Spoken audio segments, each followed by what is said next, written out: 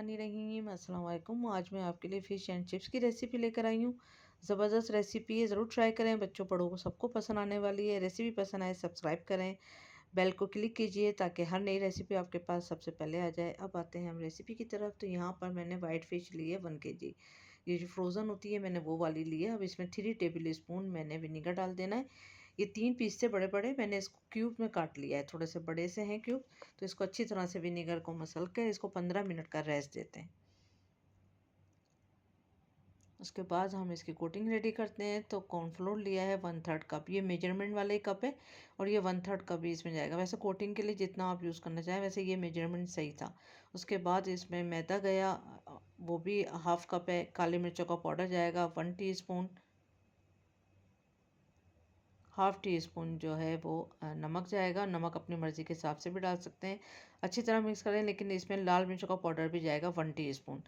और ये मैं डाल चुकी थी और मिक्स कर चुकी थी, लेकिन आपको दिखाने के लिए मैंने हल्का सा छिड़क दिया है। अब इसको भी अच्छी तरह से मिक्स कर लेंगे। उसके बाद ब्रेड क्रम्ब जाएगा, जितना आप कोट कर सकें उतना ही ब्रेड क्रम्ब जाएगा। 1 कप था वैसे ये। और यहाँ पर 3 से 4 अदद अंडे जाएंगे, डिपेंड करता है। अंडे छोटे हैं तो 4 भी जा सकते हैं, बड़े हैं तो 3। जर्दी इसकी निकाल देंगे। जर्दी को फेंकिए नहीं, निकाल के और दही मिला के और सर पे भी लगा सकते हैं, या फिर किसी और चीज़ में आप काम में ले लें, लेकिन फेंकने की ज़रूरत नहीं है। उसको अच्छी तरह से इसको मिक्स करें। नमक मिर्च कुछ नहीं जाएगा उसमें। उसके बाद फ़िश ली, फिर मैदा लिया, फिर अंडे में डिप करा। अच्छी तरह से कोट करेंगे सब चीज़ें, और फिर आखिर में ब्रेड क्रम्ब। विनीगर में डीप हुई हुई है फ़िश ऑलरेडी, सिर्फ हल्का सा झाड़ेंगे और झाड़ने के बाद फिर आप इसको कोट करते जाएंगे। 2 पीस में आपको करके दिखाती हूँ। अच्छी तरह झाड़ें, फिर मैदे में कोट करें, मैदा कॉर्नफ्लोर,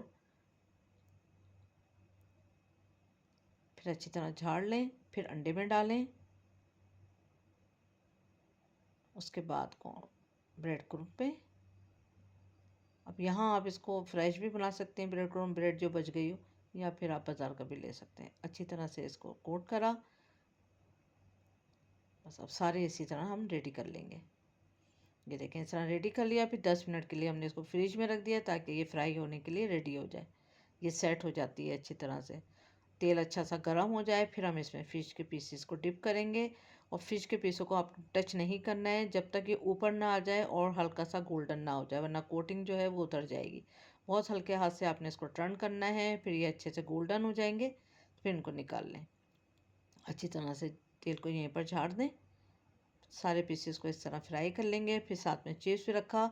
अच्छा, यहाँ मैंने सॉस भी बनाया है, ये सॉस भी इसके साथ ज़रूर बनाइएगा, और इसका मैं आपको डिस्क्रिप्शन में भी लिख दूँगी, लेकिन यहाँ भी बता देती हूँ। आधा कप दही है, मायो है आधा कप, मस्टर्ड पेस्ट है 1 टीस्पून, काली मिर्चों का पाउडर 1 टीस्पून, और पार्सले पीसने के बाद 1 टीस्पून ऐड कर दें इसमें। अच्छी तरह मिक्स करें और इसके साथ नौश फरमाएँ।